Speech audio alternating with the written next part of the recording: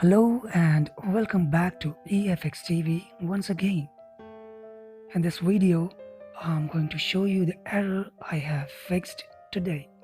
I can understand it can be a basic tutorial for you if you already know about it.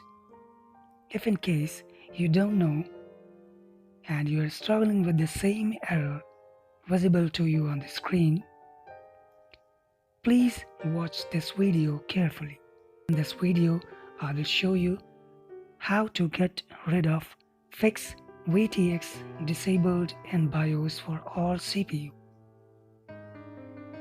Basically, this error would never allow you to run a virtual machine without getting it fixed.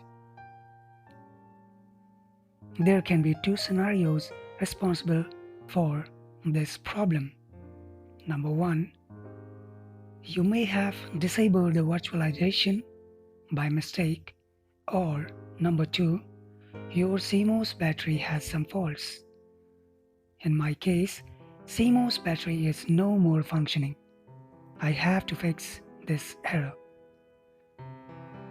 In order to fix this error, what I have to do is I have to purchase a new CMOS battery for my CPU. So let's get into the video. Before moving further, I would request you to please check out my other videos where I have shown so many error fixing tips and tricks related to Ubuntu, Kali Linux and Linux based distros. This channel is not only for beginners but also for the advanced users who want to save their lots of time. Without wasting any time further, let's get into the video.